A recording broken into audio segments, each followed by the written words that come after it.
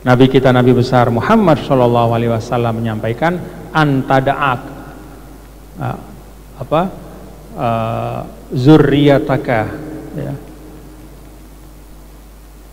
agniya, karena engkau meninggalkan keturunanmu dalam keadaan dia cukup, jauh lebih baik daripada meninggalkan mereka dalam keadaan alatan yatakaffafunan nas, menjadi orang yang kesulitan dan meminta-minta.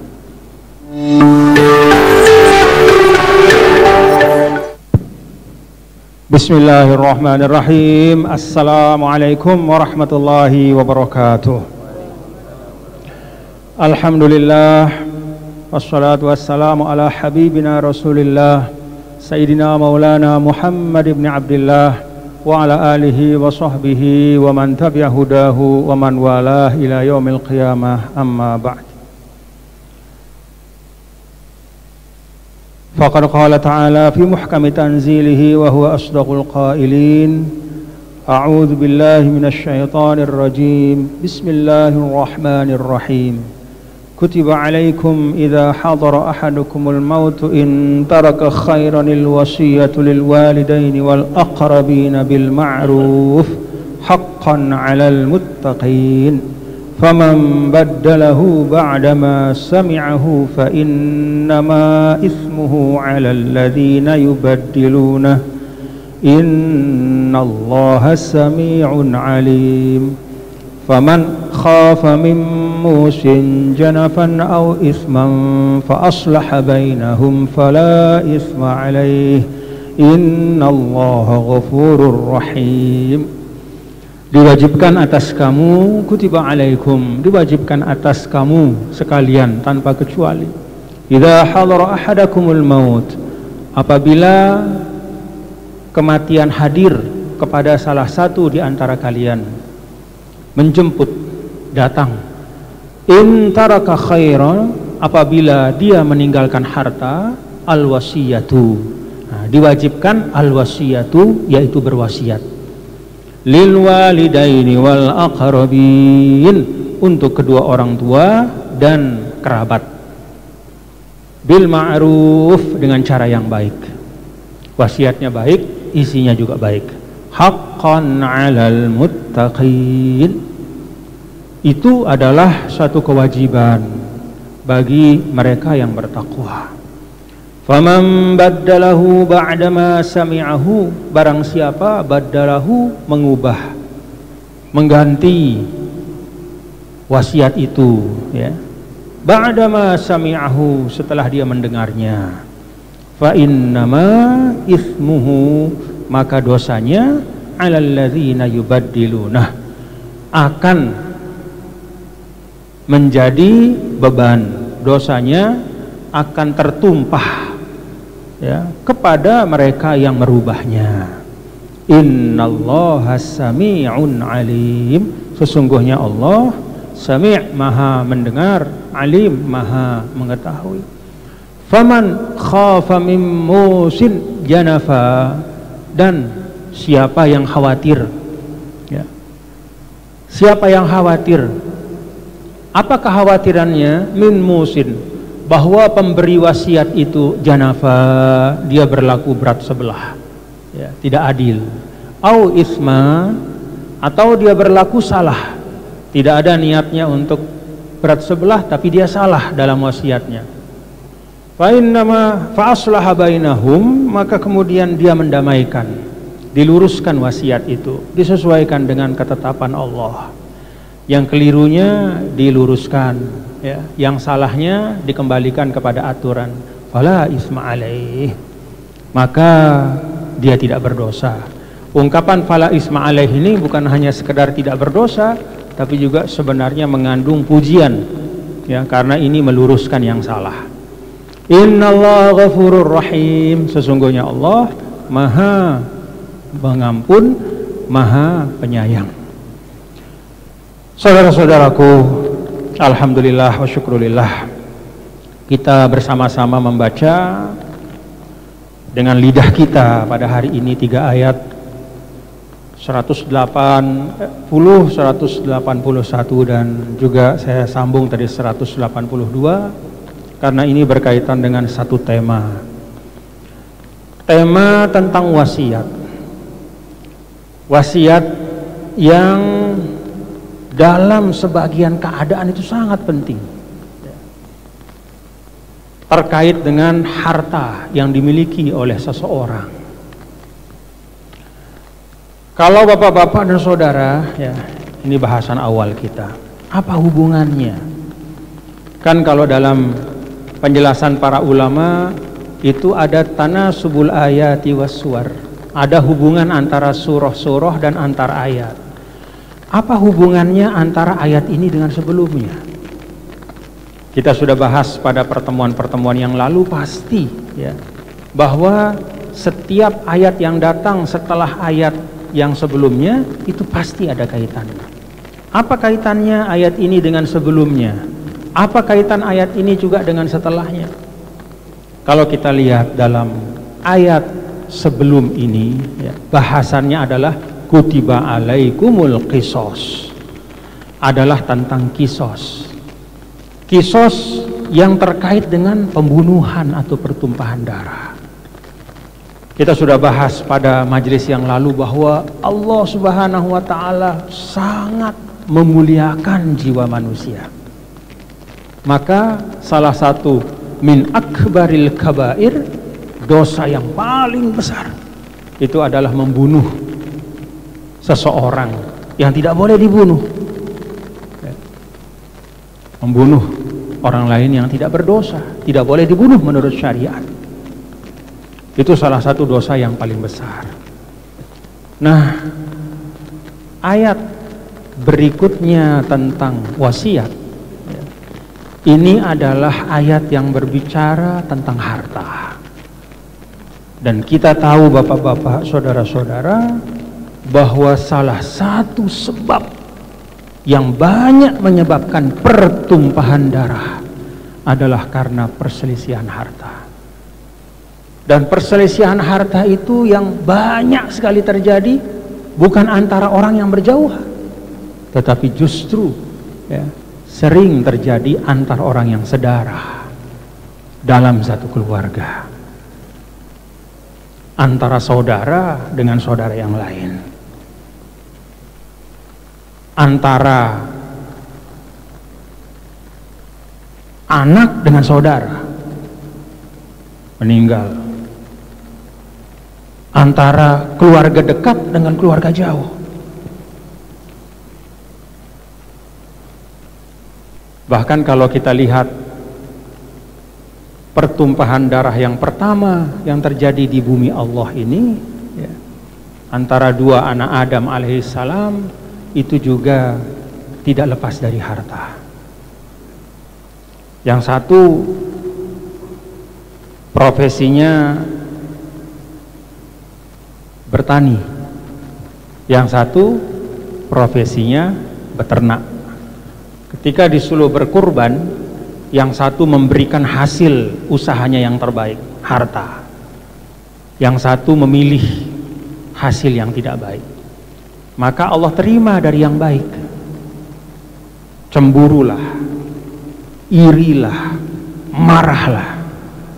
Maka kemudian terjadi pertumpahan darah. Jadi pembunuhan pertama di atas bumi Allah itu tidak lepas dari masalah yang terkait dengan harta.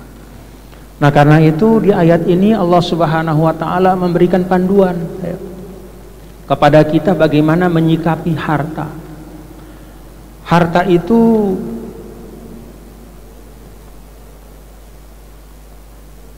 berlaku pada manusia, ada pada manusia, ya, pada saat dia hidup, dan juga harta itu kemudian menjadi tarikahnya atau warisannya ketika dia sudah meninggal.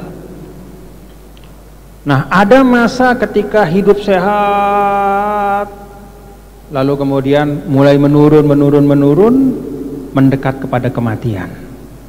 Ayat ini memberikan tuntunan pada saat semakin mendekat kepada kematian. Itu pokok dari ayat ini. Jadi tuntunan terkait harta itu bapak-bapak saudara itu detail di dalam Al-Quran.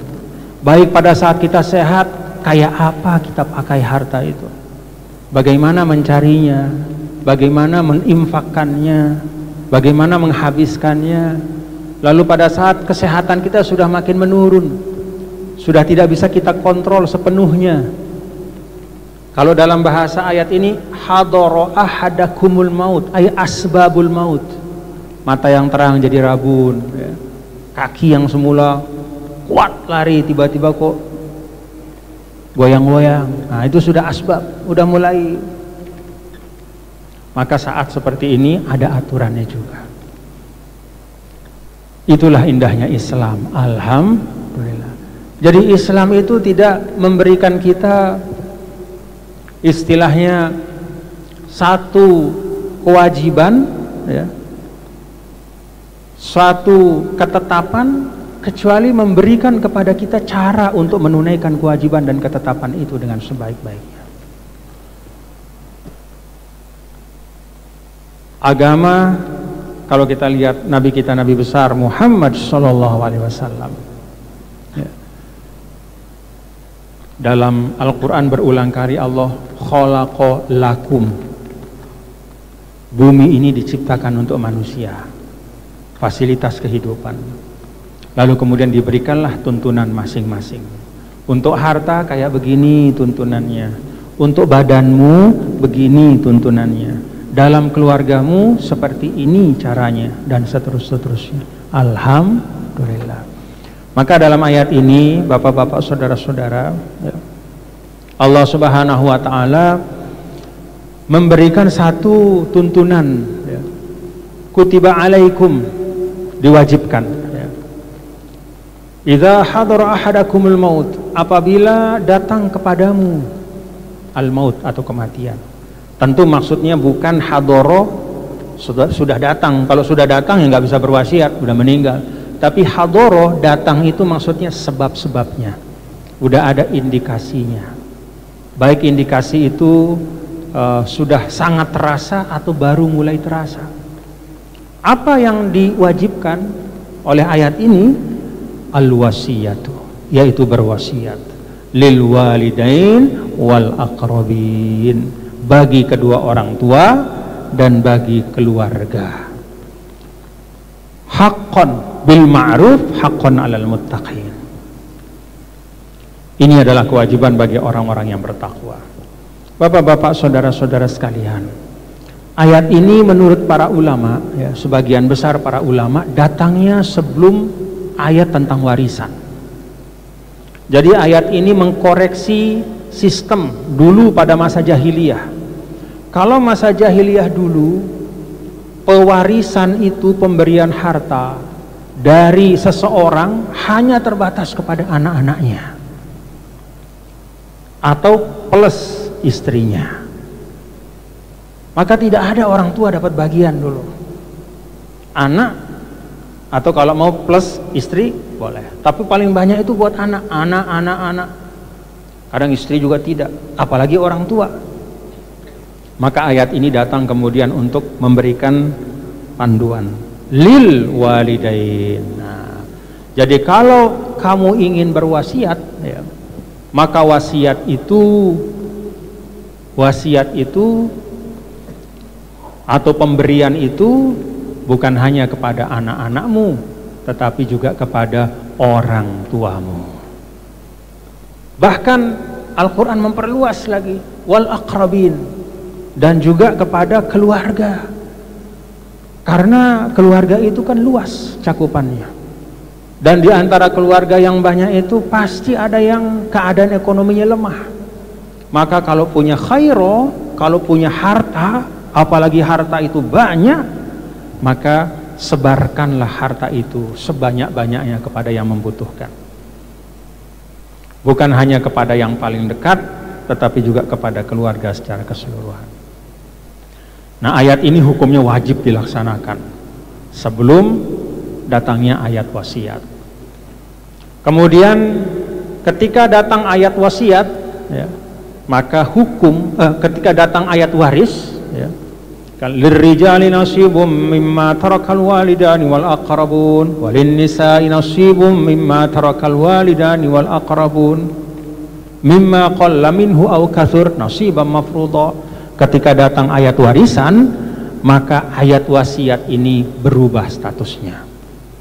Dari semula dia wajib, ya, menurut para ulama, lalu kemudian kewajibannya itu mansuh, udah tidak wajib lagi berwasiat, apalagi kepada kedua orang tua, ya, karena orang tua sudah masuk dalam warisan. Maka kata para ulama, hukum wasiat itu jumhur ulama mengatakan dia tidak lagi wajib, tetapi tusannu al-wasiyah, disunnahkan untuk memberikan wasiat. Kepada siapa? Nah, sunnahnya itu juga dikecualikan karena al-walidain ini sudah masuk, ya, kepada yang mendapatkan wasiat, ya, maka wasiatnya itu yang mendapat warisan, ya, kedua orang tua itu sudah masuk kepada yang dapat warisan, maka dia dikeluarkan dari kesunnahan untuk wasiat itu. Dengan kata lain, sunnahnya wasiat adalah kepada bukan ahli waris. Itu pendapat dari jumhur ulama. Nah, jadi Nabi kita, Nabi besar Muhammad SAW menyampaikan dalam sebuah hadis, ini juga menjadi dalil bagi jumhur ulama. Beliau menyampaikan, innallaha qad a'ta kulladzi haqqin haqqahu fala wasiyata liwaris. Atau kama qala alaihi wasallam. Allah sudah tetapkan dalam ayat-ayat tentang warisan masing-masing bagian jatah dari para ahli waris, maka tidak boleh lagi berwasiat kepada ahli waris. Nah, ini yang merupakan kesepakatan dari jumhur ulama. Bapak-bapak dan saudara-saudara sekalian,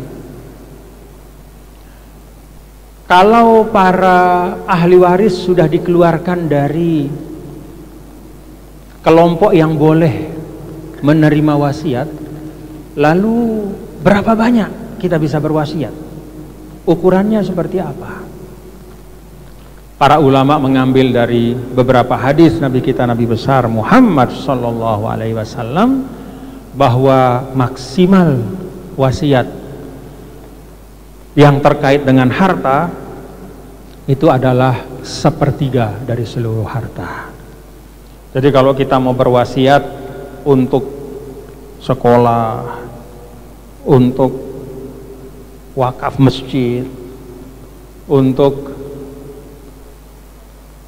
asrama anak yatim, itu total maksimal dari keseluruhan wasiat kita itu tidak boleh lebih dari 1/3. Kenapa? Nabi kita, Nabi besar Muhammad SAW menyampaikan, antada'ak zurriyataka, ya, agniya, karena engkau meninggalkan keturunanmu dalam keadaan dia cukup, jauh lebih baik daripada meninggalkan mereka dalam keadaan alatan yatakaffafunan nas, menjadi orang yang kesulitan dan meminta-minta. Ada orang misalnya punya harta banyak, lalu kemudian dia buat wasiat 100% hartanya adalah untuk misalnya masjid, kan habis, ahli warisnya nggak dapat apa-apa. Maka Islam menganut wasatiyah, keseimbangan, bahwa seorang yang punya harta masih punya peluang untuk menambah pahalanya dari harta yang dia wasiatkan untuk sesuatu kebaikan, tapi pada saat yang sama ahli warisnya pun tidak tersia-siakan. Itu Islam. Maka kalau kita bapak-bapak, ibu-ibu, saudara-saudara di dalam sesuatu itu merasakan ada sesuatu yang sudah menyimpang dari keseimbangan, lebih baik kita tinggalkan. Kalau ada sesuatu yang ekstrim, mengajak kepada satu kebaikan, tapi akibatnya ada kewajiban-kewajiban lain yang tertinggal, tersia-siakan, nggak usah. Islam itu kan kalau dalam Al-Quran, anzalna ma'ahumul kitab wal mizan. Yang Allah berikan itu Alkitab, kitab suci, ya, termasuk hadis menjelaskan. Juga Allah menurunkan al-mizan, yaitu apa? Nilai keadilan dan keseimbangan di hati tempatnya.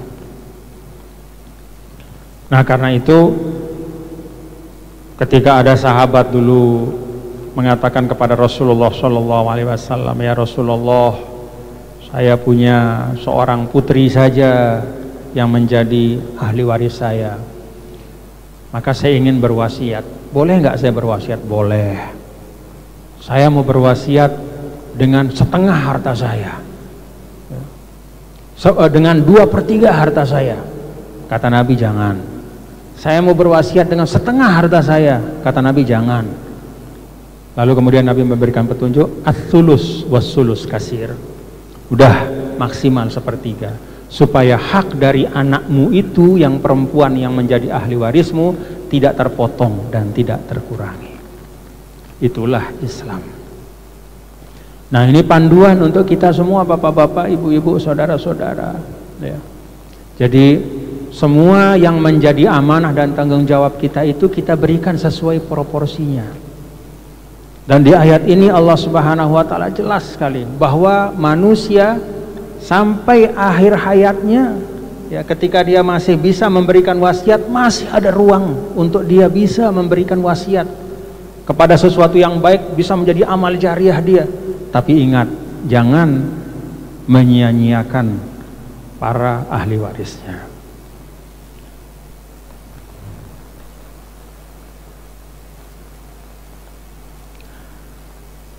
Faman baddalahu ba'dama sami'ahu fa innama itsmuhu 'alal ladzina yubaddiluna. Siapa yang merubah wasiat setelah dia mendengarnya, maka dosanya atas yang merubahnya. Innallaha sami'un 'alim. Ini adalah peringatan kepada keluarga, ya, yang sudah mengetahui ada wasiat dari orang tuanya atau dari yang mau meninggal itu, tapi kemudian wasiat itu tidak mau mereka laksanakan atau mereka rubah diam-diam. Misalnya kalau wasiat itu ditaruh di notaris, lalu dia pergi ke notaris itu, disuap notaris. Pak notaris, saya minta, kan bapak saya berwasiat, coba saya mau tengok wasiatnya apa. Ternyata di situ saya wasiatkan 1/3 harta saya untuk panti asuhan A, bahwa 1/3 harta saya ini adalah untuk makan anak-anak yatim itu sampai dia habis harta saya yang 1/3 itu. Lalu kemudian, aduh, kurang jatah saya kalau begini, coba tolong dirubah, bikin 1/6 misalnya. Nah, itu hati-hati. Ini perhatikan, innallaha sami'un alim. Sesungguhnya Allah maha mendengar dan maha mengetahui. Lalu bagaimana kalau dalam wasiat itu ternyata ada sesuatu yang katakanlah bertentangan dengan tuntunan agama? Ada tuntunannya lagi di ayat berikutnya. Faman khafa min musin janafan au isma, faman khafa min musin janafan au isma. Siapa saja yang khawatir bahwa yang berwasiat itu janaf. Janaf itu al-mail, al-hif, yaitu berat sebelah. Apa contohnya berat sebelah? Coba ada contohnya nggak berat sebelah? Misal gini. Dia berwasiat, saya berwasiat ketika saya sudah meninggal, ruko saya ini, ruko saya ini dibeli oleh anak perempuan saya atau dibeli oleh anak laki saya dengan harga 300 juta. Padahal ruko itu 1 miliar harganya. Ini nanti dibeli oleh anak saya, jadi hak anak saya dengan 300 juta.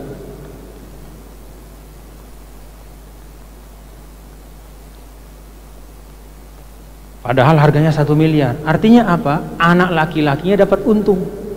Padahal dia sudah ahli waris. Maka dengan itu secara tidak langsung dia merugikan ahli waris yang lain. Karena kalau ruko itu tidak dijual dan menjadi warisan, maka nilainya 1 miliar dan dibagi nanti sesuai pembagian. Dia punya misalnya anak laki 3, lalu dia sayang sama yang 1. Ini nanti sawah saya itu saya jual setelah saya jadi wasiat saya nanti untuk si A dengan harga sekian, jauh di bawah harga pasar untuk anaknya. Apa artinya? Secara tidak langsung dia merugikan anak-anaknya yang lain kepada ahli waris. Itu contoh misalnya ya. Apalagi contohnya misalnya yang bisa menyebabkan tidak adil.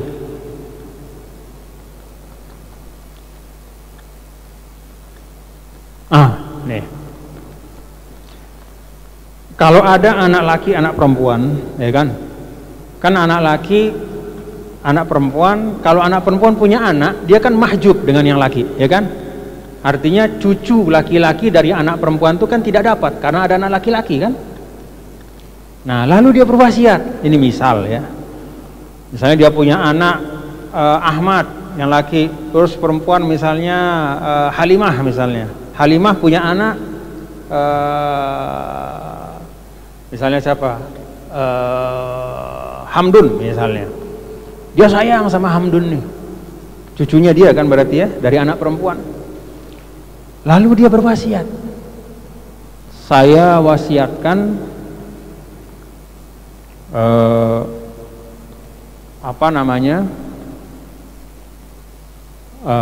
misalnya dia punya sawah total ya, total warisannya itu 3 hektar. Saya wasiatkan 1 hektar. Itu kan sepertiga ya. 1 hektar, boleh enggak sepertiga? Boleh kan? 1 hektar untuk si Hamdun gitu. Cucu laki-laki dari anak perempuannya. Ya. Saya wasiatkan untuk si Hamdun 1 hektar. Secara hitungan boleh sepertiga dari hartanya. Ya. Tetapi akibatnya apa? Akibatnya secara tidak langsung itu akan menambah warisan untuk anak perempuannya. Ya. Jadi anak perempuannya dapat lebih banyak daripada anak laki-lakinya. Kan begitu ya? Benar tidak begitu? Kan 1 hektar nih. Terus kalau dibagi begitu saja ya, dibagi menurut hukum waris, berarti kan 2 hektar untuk laki-laki, 1 hektar untuk perempuan. Tapi gara-gara dia kasih wasiat untuk cucu laki-laki dari anak perempuan, maka yang dibagi jadi warisan tinggal 2 hektar. Anak perempuannya sebenarnya sudah dapat 1 melalui anaknya itu, ya kan? Dia bukan ahli waris karena dia mahjub, ya. Dapat dia tapi lewat situ. Lalu yang 2 hektar itu dibagi laki sama perempuan dengan pembagian 2/1. Berapa tuh kalau 2 hektar dibagi 3? Dibagi 3 bagian berapa? Siapa yang matematikanya bagus? 200 are bagi 3 berapa tuh? 60 berapa? 6 ya sekitar itulah. 6,5 6,6 sekian lah ya, 66 are. 66 are satu bagiannya kali 3 ya sekitar 200, hampir 200. Berarti nanti yang laki-laki itu di ujungnya dia hanya dapat 1,3 kurang lebih. Lalu yang perempuan itu dapat 1,7. Yang 0,7-nya sebagai bagian warisan, yang satunya adalah wasiat untuk anaknya. Nah, itu tidak boleh. Paham Bapak-bapak ya? Nah, jangan begitu ya. Sesayang-sayang Anda kepada anak Anda siapapun itu, berlaku adillah. Jangan berwasiat dengan sesuatu yang menyalahi, yang mengandung makna ketidakadilan, yang dalam tanda kutip secara tidak langsung mencurangi atau mengurangi yang lain.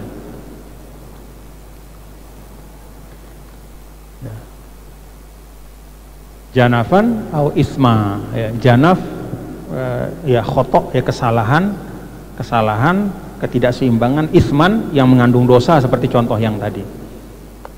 Pokoknya kalau ada yang salah luruskan. Siapa yang meluruskan? Ya semua yang diwarisi itu. Yang ahli warisnya ngomong nanti, oh ini ternyata wasiat ini nggak sesuai, harus diluruskan, nggak boleh diam. Kalau ada ustadz di situ nggak boleh diam. Kalau dia tahu ada wasiat bertentangan dengan tuntunan agama, dia beritahu keluarga yang ditinggalkan, Pak, Bu, ini bahaya. Kalau ini diteruskan, Allah murka dan nanti pasti akan membawa perselisihan anak keturunan terus panjang. Nauzubillah min dzalik. Karena itu bapak-bapak dan saudara-saudara, ya, karena itu maka agama juga memberikan ruang.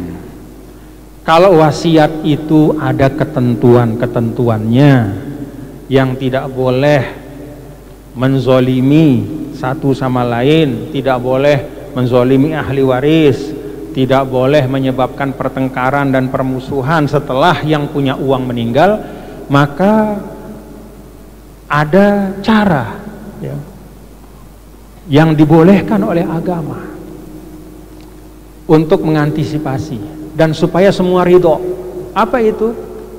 Ini yang juga banyak dilakukan, yaitu orang tua itu menghibahkan kepada anaknya, ya. Nah, menghibahkan kepada anak ini kan bisa ada dua bentuknya. Pertama, sesuai dengan hukum waris, itu hibah yang paling baik, ya, kalau keadaan normal-normal saja. Tapi bisa juga hibah itu oleh orang tua disesuaikan dengan kondisi masing-masing anaknya. Misalnya anaknya laki-laki tapi ternyata sukses, berhasil, luar biasa. Lalu dia punya anak perempuan tapi mustadafah, lemah. Misalnya kadang-kadang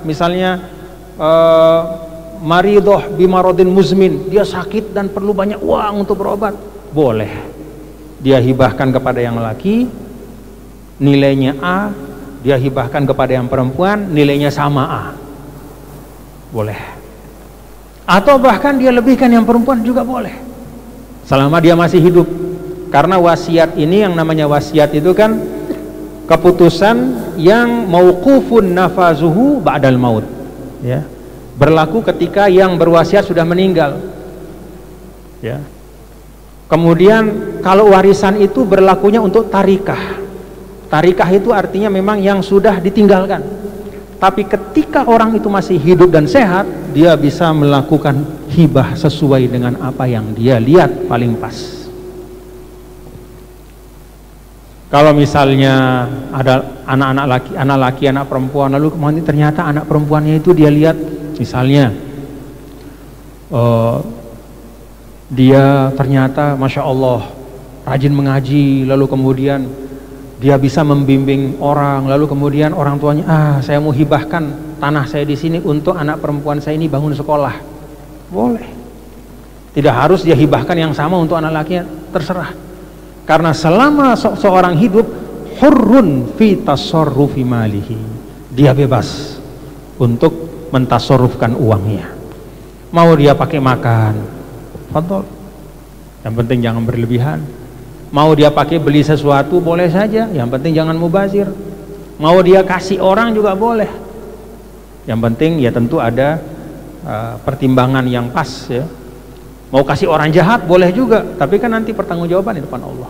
Tapi dia sah, dia berlaku, dan tidak ada yang bisa membatalkan kalau seseorang itu memberikan apa yang dia punya, menggunakan sesuai dengan apa yang dia mau.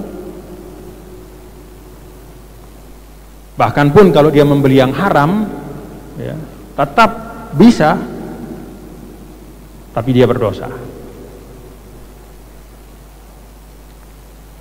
Beli miras sekarung misalnya, boleh, silahkan aja kalau mau, tapi tanggung dosanya. Artinya nafada, berlaku, uang itu keluar boleh, tak, ya, secara fikih dia tidak batal, tapi dia itu adalah baik muharram, haram, dosa dia. Nah, jadi ketika hidup silahkan pikirkan, lihat situasi keadaan. Kalau misalnya, mohon maaf, kita melihat misalnya tabiat anak-anak kita itu saling sayang satu sama lain, ya, Kalau apa bahasa Sasaknya itu? Pada apa ya? Pada patuh. Kalau patuh, tenang hati. Sudahlah, saya serahkan nanti, terserah menurut hukum waris saja, sudah. Kalau saya mau berwasiat, ya saya wasiatkan, saya ambil 1/10 dari harta saya untuk misalnya saya bangun masjid di mana. Selebihnya saya akan serahkan kepada ahli waris. Saya tidak mau atur-atur, silahkan nanti sesuai hukum waris. Boleh, bagus. Kalau misalnya melihatlah ini ada 1-2 misalnya kok kelihatannya galak misalnya ya, galak dan mau menang sendiri misalnya gitu, tidak ada salahnya kalau kemudian lebih baik saya hibahkan saja, saya bagi saja sekarang mulai saya hidup ini, panggil semuanya. Dulu saya ingat Nini Al-Maghfurlah Maulana Syekh dulu itu punya anak 2, Rauhun Raihanun, itu kalau memberikan selalu adil dan selalu memanggil ada 2 orang saksi. Nih ya, nih persaksikan ya, nih saya kasih anak saya Rauhun, nih saya kasih anak saya Raihanun. Adil saya ya? Nggih, adil. Nah, sudah. Jadi kalau misalnya ada hal-hal yang dianggap ya katakanlah untuk kepentingan jangka panjang supaya tidak terjadi permusuhan, supaya tidak panjang-panjang lah pembicaraan nanti ketika meninggal, boleh, silahkan. Ketika masih hidup dibagi. Saya punya sawah 1 hektar, nih kalian berempat saya bagi ya, langsung sebutkan, si A saya hibahkan 25 are, si B saya hibahkan 25 are, si C saya hibahkan 35 are, karena dia ini kasihan, dia ini hidupnya lebih susah dari yang lain misalnya ya. Atau dari kecil dia ini orang yang paling jarang mempersulit saya, itu misalnya ya. Nih reda ya, nih saya nih. Ya kalaupun misalnya yang lain mengatakan saya ya tetap itu berlaku hibah. Lalu kemudian lebih bagus ya, agar hukum agama ini menjadi semakin kokoh dengan hukum administrasi negara, notariskan supaya tidak menjadi masalah. Kayak begitu Islam mengatur. Iya, coba kita ingat-ingat yang pernah kita bahas sekilas, ayat yang paling panjang dalam Al-Quran bukan ayat tentang sholat, puasa, zakat, tapi ayat tentang uang, khususnya pinjam meminjam, hutang. 1 halaman penuh itu dalam suratul Baqarah di akhir kan ya, nih ayat 282, 1 halaman penuh ini ayat tentang transaksi hutang piutang. Kenapa? Karena banyak orang saling bunuh karena hutang, betul? Bahkan bukan hanya orang per orang, 1 negara pun bisa hancur karena hutang. Ada kejadian. Makanya kita diajarkan oleh Rasul itu untuk berdoa, baik untuk sendiri-sendiri maupun untuk keluarga kita dan juga untuk bangsa kita. A'udzubika min ghalabatid dain. Ya Allah, aku berlindung kepadamu dari cengkeraman hutang. Karena hutang itu pasti membawa akibat. Apa akibatnya? Yang disebutkan dalam doa itu setelahnya wa qahrir rijal, dan penindasan manusia. Kalau sudah dicengkeram hutang, itu pasti akan ditindas oleh pihak yang menghutangi. Kalau nggak bisa bayar ya, jadi nggak usah berhutang. Cuman kalau memang bisa bayar hutang, nggak boleh juga nggak bayar ya. Itu juga dosa besar. Kalau dalam hadis matlul ghani zulmun, menunda-nunda bayar hutang padahal bisa, itu kezoliman yang nyata, kata Rasul. Jadi Nabi, Allah Ta'ala, Islam itu seimbang semuanya. Kalau kita jalankan dengan baik ya, tuntunan-tuntunan yang ada dalam ayat 180, 81, 82 ini, maka insya Allah akan banyak potensi konflik yang berkurang. Bahkan ada satu hal di sini, wal aqrabin. Kalau ada orang hartanya banyak sekali, lalu kemudian keluarganya juga luas sekali, besar sekali, dan di antara keluarga yang luas, yang besar itu banyak yang mustada'afin, yang lemah-lemah, maka berikan mereka bagi, walaupun mereka bukan termasuk ahli waris, walaupun dia tidak termasuk ashabul furud, nggak ada bagiannya dalam warisan, dia tidak juga termasuk asobah karena dia keluarga jauh. Tapi kita harus ingat ya, bahwa mereka keluarga, dan bahkan anak-anak kita ke depan ya, itu bisa jadi nanti membutuhkan bantuan dari keluarga-keluarganya itu. Maka di sini di dalam Islam terkait dengan harta itu, Allah Subhanahu wa taala memberikan tuntunan kepada kita melalui mekanisme wasiat. Kalau mau berwasiat ya, tidak hanya kepada keluarga dekat ya, tetapi juga kepada keluarga yang jauh yang membutuhkan. Bagilah karunia Allah itu seluas-luasnya ya, karena itulah yang akan membawa manfaat yang maksimal untuk kita. Nah, jadi ini yang terkait dengan harta, bapak-bapak, saudara-saudara. Nah, nanti kemudian habisnya ini langsung ya ayyuhalladzina amanu kutiba alaikumus syiyam. Ayat tentang puasa. Kenapa ayat tentang puasa disebut setelah ayat tentang harta? Karena salah satu ya, yang menyebabkan manusia sering lupa diri dalam mencari harta, nih, perutnya. Apa bahasa Sasak? Baduk, tian, baduk.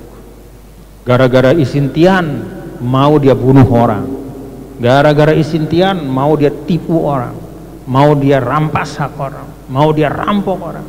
Maka puasa ini cara untuk bagaimana mengontrol hawa nafsu, supaya tian yang liar itu jadi jinak. Allahumma sholli ala sayyidina Muhammad. Jadi Bapak Ibu Saudara, itulah Al-Quran ya. Baca Al-Quran itu pelan-pelan, semuanya ada kaitannya, dan kaitannya ini bukan untuk Allah tapi untuk kehidupan kita. Mudah-mudahan apa yang kita baca hari ini diberkahi oleh Allah menjadi ilmu yang dapat kita amalkan, dan kita dapat melaksanakan semua isi dari ayat-ayat ini dengan sebaik-baiknya. Kita berdoa mudah-mudahan kalau Allah menitipkan harta kepada kita menjadi berkah untuk kita, kehidupan kita, anak-anak kita, keturunan kita, masyarakat kita, dan na'udzubillah min dzalik, jauh-jauh ya, mudah-mudahan tidak menjadi musibah bala bagi diri kita, keturunan kita, dan masyarakat kita. Al-Fatihah. Bismillah.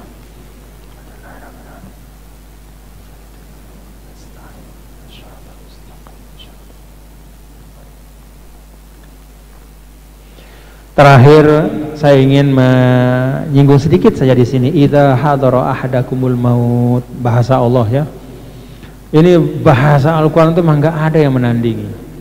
Bahasanya idza hadara ahadakumul maut, kalau kematian hadir kepadamu.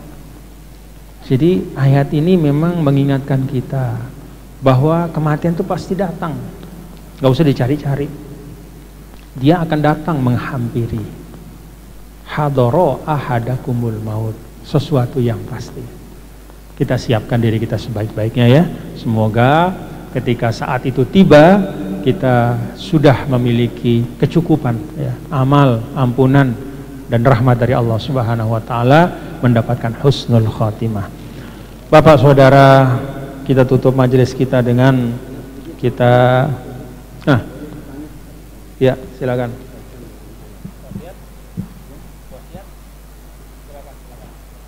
Satu saja ya, karena waktunya sudah terbatas.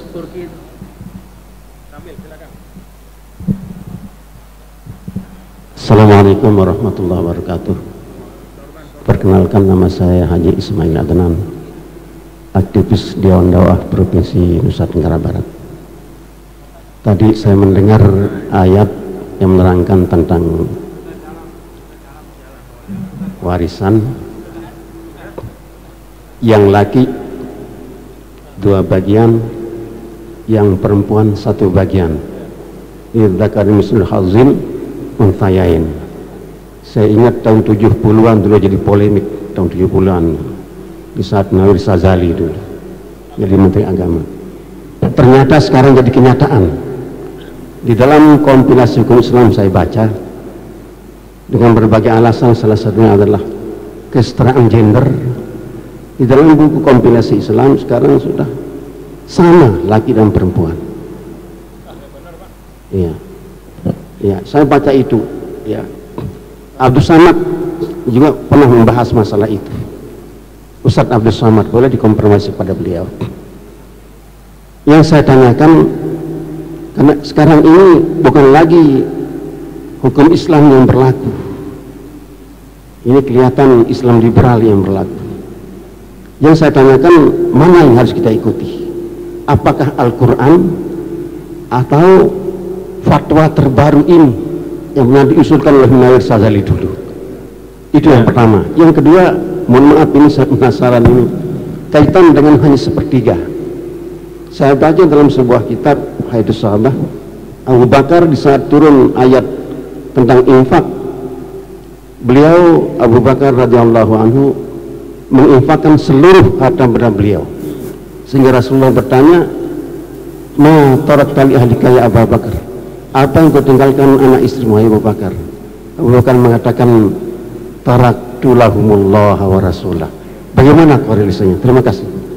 Baik, yang pertama itu jangan dengarlah Pak yang begitu-begitu Pak.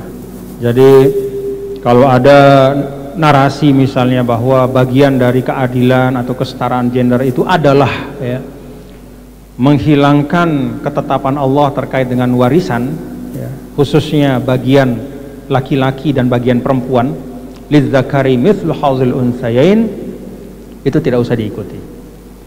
Kenapa? Karena ayat-ayat wasiat, ayat-ayat warisan itu, ayatul mawarith itu qat'iyat, ya, minal muhkamat. Artinya ayat yang tidak bisa ditakwilkan lagi, apalagi yang terkait dengan lidzakari mithlu hadzil unsayain, laki-laki dua bagian ya, dari perempuan, itu qat'iyah, muhkamah. Ini semua ijma ulama sepakat, semua ya, dari semua mazhab. Jadi kalau ada atas nama keadilan lalu hendak menyamakan itu termasuk qaulun malghi ghairu mu'tabar, bahkan qaulun batil ya, suatu pendapat yang batil yang tidak perlu diindahkan ya. Sebenarnya tidak usah merubah-rubah warisan. Kan tadi saya sampaikan bahwa Islam kalau memang ada keadaan-keadaan khusus itu ada ruang yang namanya hibah itu pada saat masih hidup. Nah kalau masih hidup ya boleh-boleh saja. Misalnya bapak ngelihat, wah anak saya perempuan kesian, suaminya misalnya dia punya suami tapi suaminya itu pergi, atau suaminya itu menelantarkan dia, kemudian dia sama anak-anaknya, sedangkan yang laki itu banyak hartanya, sukses, berhasil, boleh saja. Nih nak sini berdua, nih saya kasih sama-sama ya bagiannya, nih saya hibahkan si A sekian, si B sekian, sama-sama, boleh.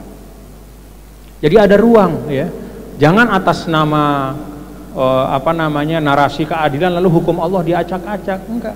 Sudah ada ruangnya. Kalau memang secara objektif ada situasi-situasi seperti itu, maka gunakan mekanisme hibah orang tua, dan itu boleh, tidak masalah ya. Itu satu. Kalau masalah di kompilasi hukum Islam, mungkin itu wacana saja, tapi yang setahu saya dalam kompilasi hukum Islam yang berlaku di pengadilan agama kita tetap ya, lizzakari mislu hazil unsain, itu tetap. Dan menurut saya tidak boleh ya dengan atas nama apapun kemudian ayat Allah yang jelas qat'iyah muhkamah itu kemudian dirubah. Karena di ayat tentang waris itu Allah sampaikan faridatan minallah. Jadi selain dengan bahasa yang jelas tegas, di ujung juga faridatan minallah. Ini fardu, jangan dirubah. Ini sudah qat'i, jangan dimain-mainkan. Innallaha kana aliman hakima. Bagian akhir ini kata ulama ini untuk menegur. Kadang-kadang manusia merasa lebih tahu dari Allah, makanya ayat tentang warisan itu ditutup innallaha kana aliman hakima. Sesungguhnya Allah maha mengetahui dan maha bijaksana. Jadi jangan sok bijaksana, jangan sok tahu tentang warisan. Jadi untuk warisan itu jelas. Kalau hibah sekali lagi tadi silahkan, ya, sesuai keadaan silahkan saja, ya. Orang tua tahu keadaan anaknya masing-masing. Itu yang pertama. Yang kedua tentang Sayyidina Abu Bakar, itu bukan wasiat. Jadi yang dilakukan oleh Sayyidina Abu Bakar, dia menginfakkan semua hartanya, bukan mewasiatkan, tapi menginfakkan. Pada saat dia hidup, dia infakkan 100% hartanya waktu itu untuk Jaisyul Usrah, pada saat perang Tabuk, perang yang sangat berat. Madinah paceklik, kebun-kebun korma kering semuanya, sumber air juga kering, nggak ada penghasilan, ekonomi negara lagi merosot. Maka Nabi memanggil, ayo siapa yang mau masuk surga sekarang waktunya. Abu Bakar langsung datang, semua harta saya Rasulullah, saya serahkan. Tidak berapa lama datang Sayyidina Umar, saya serahkan setengah harta saya. Kata Rasulullah, wah ketinggalan kamu Umar, tadi Abu Bakar udah datang dengan semua hartanya. Kata Umar, memang saya tidak pernah bisa melampaui Abu Bakar. Ini juga bagian dari istidlal para ulama, ya, ketika menjelaskan ijma' bahwa urut-urutan sahabat yang afdol itu dari Abu Bakar, Umar, Utsman, Ali, ya, salah satunya dari kisah ini. Nah, kalau infak memang boleh-boleh saja. Mau berinfak dengan semua harta, ya boleh. Tapi punya kadar iman yang sama dengan Abu Bakar dulu. Ya. Kalau masih setengah-setengah lebih baik nggak usah. Nanti duduk di tengah perempatan jadi nanti. Ya. Tapi Sayyidina Abu Bakar 100%. Apa hasilnya? Nggak lama balik semua berlipat-lipat. Sehingga ketika Sayyidina Abu Bakar meninggal, warisan beliau itu termasuk adalah warisan yang paling banyak setelah Sayyidina Abdurrahman ibnu Auf. Jadi memang pernah habis 100%, tapi Allah datangkan lagi berkat imannya yang kuat dan usahanya, punya keahlian. Jadi Sayyidina Abu Bakar itu kalau kata ahli sirah, dia punya iman yang kuat dan punya kecerdasan. Dia bisa menghitung potensi ekonomi yang di Madinah. Kalau saya infakkan sekarang, saya dapat sorga yang dari Rasul nih, udah jelas. Nabi mengatakan siapa yang mau sorga nih sekarang. Sampai setelah berinfak itu, apa kata Rasul? Udah, Abu Bakar mau ngapain aja udah masuk sorga dia, kira-kira begitu. Jadi Abu Bakar mikir, dengan imannya, saya mau beli sorga nih sekarang. Uang saya habis, tapi saya punya keahlian berdagang. Saya tahu potensi Madinah. Sekarang paceklik, tapi besok akan kembali ekonomi. Saya sudah tahu simpul-simpul ekonomi. Saya sudah kenal pedagang-pedagang semua. Dengan as-siddiq, orang terpercaya, maka kalau dia minjam uang, dia dipercaya. Dia udah tahu, saya nggak punya uang hari ini, tapi saya bisa minjam dari teman, dan dia pasti percaya karena Abu Bakar jujur, gitu. Jadi kalau Anda punya keimanan yang seperti Abu Bakar, punya jaringan seperti Abu Bakar, punya kejujuran seperti Abu Bakar, silakan. Tapi kalau belum ya nggak usah lah, nanti repot sendiri. Ya. Jadi ini bukan berlaku untuk semua. Jadi kalau misalnya, ayo infakkan semua harta, pasti akan datang semua, keluarkan semua, ayo mana? Hati-hati. Ya. Tidak semuanya itu, tidak semua yang dilakukan oleh para sahabat bisa serta merta kita tiru oleh kita. Nah, Sayyidina Abu Bakar setelah beliau menginfakkan 100% hartanya, Allah datangkan lipat ganda lebih banyak lagi.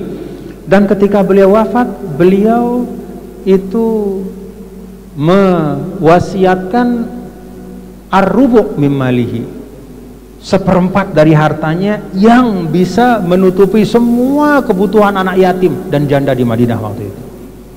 Bagaimana banyaknya. Tapi ya itulah iman Abu Bakar, kejujurannya, dipercayanya. Nah, kalau masih suka celang-celang jangan, ya. Kalau imannya masih naik turun jangan, ya. Jadi itu kisah yang benar untuk memotivasi kita, ya. Tapi ada ungkapan Rasul yang menurut saya bagus untuk kita semua supaya kita bisa hidup dengan baik. Apa itu? Rahimallahum ra'an arafa qadra nafsih. Allah merahmati seseorang yang tahu kadar dirinya. Paham bapak-bapak ya? Kita tahu kadar diri kita. Bajunya Abu Bakar itu belum tentu cocok buat kita. Ya, beli lalu. Ya, badan kita ini nggak sanggup. Ya, Allahu a'lam bishawab. Terima kasih. Terakhir, kalau masih ada kelebihan rezeki, kita bantu saudara-saudara kita yang di Turki, di Syria. Saya baca itu sekarang sudah lebih dari 15.000 yang meninggal ya. Dan Turki itu ya, ini kan kita tahu nama teman ketika masa susah. Turki itu adalah salah satu negara yang selalu membantu Indonesia ketika tertimpa musibah. Bahkan ketika tsunami dulu di Aceh, dihitung total kontribusi Turki, bantuan Turki itu, baik dalam bentuk membangun sekolah, membangun sarana air minum, membangun rumah, dan hal-hal yang lain, tidak kurang dari 75 juta dolar. Lebih dari 1 triliun kalau uang kita. Itu bantuan Turki, pemerintah dan juga rakyatnya. Jadi itulah sahabat. Mereka yang mengulurkan tangan ketika kita sedang susah, mereka yang menyapa kita ketika kita sedang dapat musibah. Sekarang mereka dapat musibah, kita bantu. Kalau ada kelebihan, kalau tidak ada kelebihan harta, kita berdoa. Berdoa, bacakan Fatihah, sholat gaibkan. Mudah-mudahan kita doakan saudara-saudara kita yang di Turki. Oh ya, alhamdulillah, hasil kotak amal 13.557.000. Alhamdulillah. Kebetulan Duta Besar Indonesia untuk Turki itu orang Lombok, namanya Lalu Muhammad Iqbal, Dr. Lalu Muhammad Iqbal. Ya. Beliau Duta Besar kita di Turki, sehingga Tuan Guru aja. Nanti dari Islamic Center akan komunikasi dengan beliau dan akan menyalurkan ya dengan petunjuk dari beliau, karena beliau sebagai Duta Besar Indonesia ya tentu lebih tahulah ya apa-apa yang memang sangat dibutuhkan oleh para korban.